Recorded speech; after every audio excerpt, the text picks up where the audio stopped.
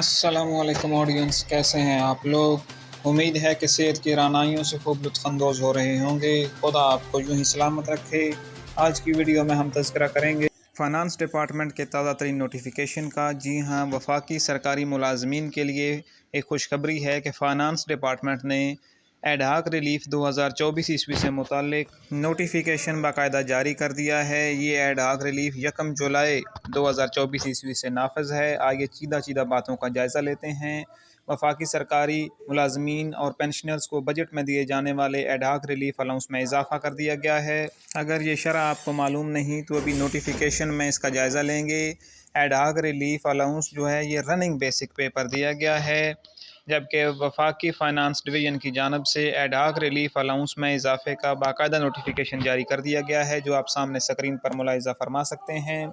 10 जुलाई 2024 ईस्वी को जारी करदा ये ऑफिस मेमोरेंडम, इसका सब्जेक्ट है कि grant of ad hoc relief allowance 2024 to the employees of the federal government.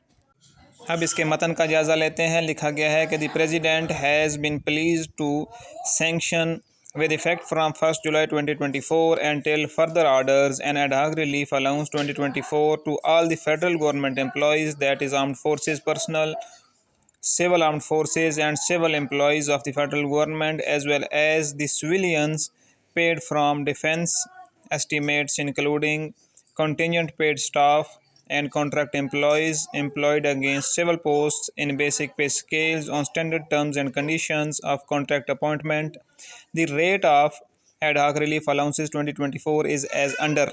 जो रेट है वो नीचे दिया गया है। अगर आपने बजट वाली वीडियो मुलाहिज़ा नहीं की तो अब आप देख सकते हैं कि रेट क्या है।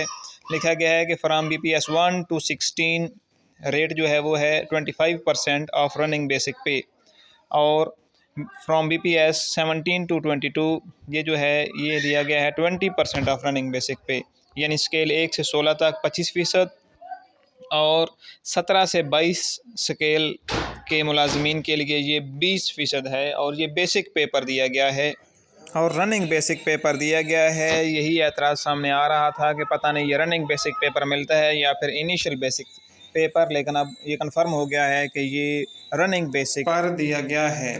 और अगर हम बाकी नकात मुलाहिज़ा फरमाएँ तो लिखा गया है कि the amount of ad hoc relief allowance 2024 will be subjected to income tax. यहाँ पर देखें एक ग्रामर की फाश गलती की गई है।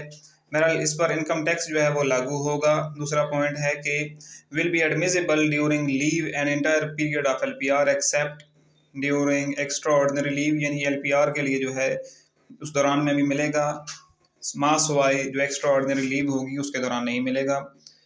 Will not be treated as a part of emoluments for the purpose of calculation of pension / gratuity and recovery of house rent। तो ये हाउस रेंट और पेंशन और ग्रेजुटी की कैलकुलेशन के लिए जो है ये शामिल नहीं होगा, पहले भी शामिल नहीं होता, इसमें कोई नई बात नहीं है। चौथा पॉइंट है कि will not be admissible to the employees during the tenure of their posting deputation abroad. जो बैरून मुल्क डेपुटेशन पर होंगे उन्हें नहीं मिलेगा।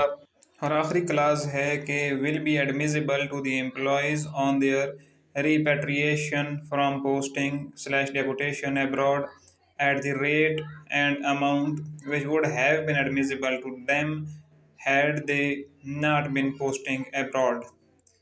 और इसके बाद जो है तीसरा नुक्ता वो आप देखेंगे, the term basic pay for the purpose of ad hoc relief allowance 2024 will also include the amount of the personal pay granted on account of annual increments beyond the maximum of the existing pay scales. यानी जो basic पे है उसमें जो personal पे मिल रही है वो भी साथ शामिल होगी। और आखिरी पॉइंट लिखा गया है कि the above ad hoc relief allowance 2024 shall be accommodated from within the budgetary allocation for the year 2024-25 by the respective ministers, divisions, departments, and no supplementary grants would be given on this account।